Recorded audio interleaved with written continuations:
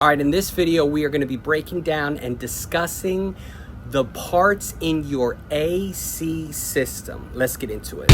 Mechanics for non-mechanics. Your air handler might look like this, or it might be in an attic, or it might be in a closet, okay? In this case, we have it hanging in the garage.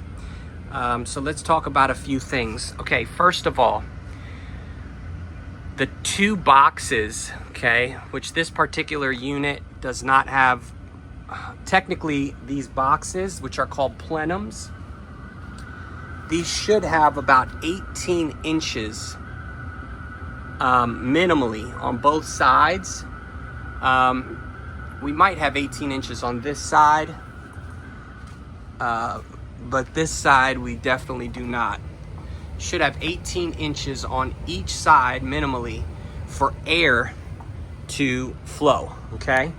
So the return side of your air handler is the side where your filter air is coming up your filter, okay? So in this case, it'll be on this side, and it's usually on the coil side. How do I know where the coil is? Well, the coil is attached to these two refrigeration lines, the high side and the low side, okay? Those are attached to your coil. So I know the coil's over here, which means the blower motor is over on the other side. And so usually your coil is what you're protecting with your filter, okay? With your return side. So you have a return side and a supply side, okay? So when you look at your filter is protecting, so wherever your filter's at, that goes up a certain ductwork and it comes to this spot right here, the return side of the air handler. And so it's gonna come in, air's gonna come in this way, okay, past your coil. So your filter's protecting your coil, past your coil, and then the blower motor is what's pulling that air, right? It's pushing air out that way, and it's pulling air in from that way, okay? And it's pushing out your supply air. That's your supply plenum, okay? It's pushing air out that way. And your drain line here, so inside of this air handler, you have a coil, okay? And under that coil is a pan called your primary drain pan. And connected to that drain pan is this primary drain line. So so water condenses, air is blowing across that coil, and the refrigerant inside of that coil, the refrigerant is, say, let's just say 40 degrees, okay? So it's 40 degrees, the refrigerant blowing in that coil. Now in your house, maybe it's 80 degrees. So the air blowing, the 80 degree air blowing across the 40 degree coil, hot goes to cold. So the heat from the air condenses onto your evaporator coil. That drops, that water drops down into your primary drain pan, which is connected to your primary drain line, which goes outside and drips outside. We have the coil side and the blower motor side. Inside the blower motor side, you're gonna have a blower motor, okay, a squirrel cage blower motor, a blower assembly. You're gonna have maybe a capacitor that starts the motor, or you'll have an ECM motor or an X13 motor where they don't require a capacitor. And other than that, you might have a heat, something dealing with your heat. Here in Southwest Florida, we have heating elements. And so, you know, those heating elements have their different heat limit switches and things to shut it off if it's too hot and stuff like that. But that's pretty much it in your air handler. The main part is you got a motor here and you got a coil here, and that coil is connected to your refrigeration lines, which go outside. And then you have a drain line that pushes, that drips the water outside, that drops from your primary drain pan, which is getting water from your evaporator coil. So your condensing unit is the AC unit outside of your residential home, okay? Your air handler is the inside unit, and this is your outside unit. So your condenser or condensing unit has a condenser coil. If you see inside there, there's a coil that wraps around. See it from the inside? That coil wraps around, okay, the whole outside of this unit. And that coil is where you get your heat exchange, okay? So basically, when this unit is running, that fan is moving around, okay, in this case, and it's pushing air. In this case, it would be clockwise. It's pushing air out the top, but it's pulling air from the sides, okay?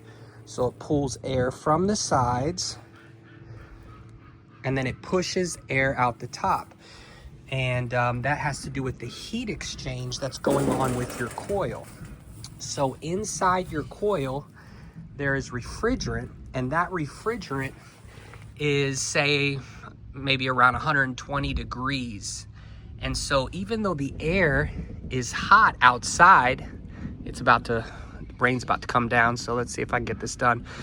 Even though the air may be hot outside, 90 degrees, it's still cooler than the refrigerant. And so when it pulls that air in, at 90 degree air in, across that 120 degree refrigerant coil, the heat is going to go from the 120 degrees to that 90 degree air, and it's going to shoot out the top. And that's why the air coming out the top is going to feel warm. If it feels super hot, you have an issue with your condenser. Needs to be clean. Check that video out to do that. All right, so this big box out here, we know we have a coil there. We have a condenser fan motor right here. If you want more info on the condenser fan motor, check out that video. So this fan is pushing warm air out the top, okay? And then below that, you have a compressor, okay? So that thing with rust on top there, that's a compressor, okay?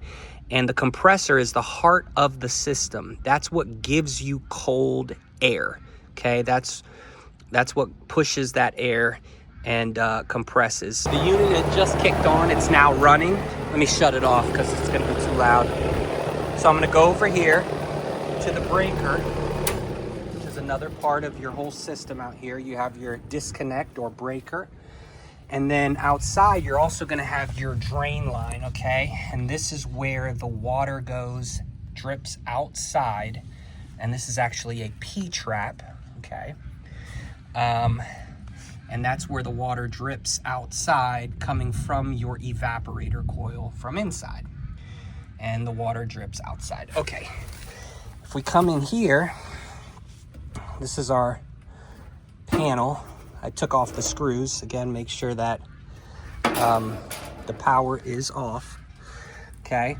If we come in here, we have a contactor, okay? This is a contactor. If you want to know what a contactor is, check out that video there. And we have a capacitor, okay? If you look up here, you can see the other side of the capacitor, and it looks like there's a little lizard that has given its life on my capacitor. But anyways, so the capacitor as well sits inside, okay, of this panel. And we actually have two capacitors in this case. This one is for the condenser fan motor, okay, up here. And then this capacitor is for the compressor that was below it. Some people have what's called a dual run capacitor, where they will have both on one capacitor, okay? If you want more information on capacitors, check out that video right there. And so yeah, that's about it. The majority of the stuff in the outside unit is your contactor, okay, and your capacitors, and your condenser coil, and your condenser fan motor, and your compressor. Hey, if you want to know 4 ways to save thousands on AC costs, click on that video right there. And if you haven't yet, please subscribe and hit the bell for notifications so we can let you know anytime we drop a video. Thanks so much. We'll see you in the next video.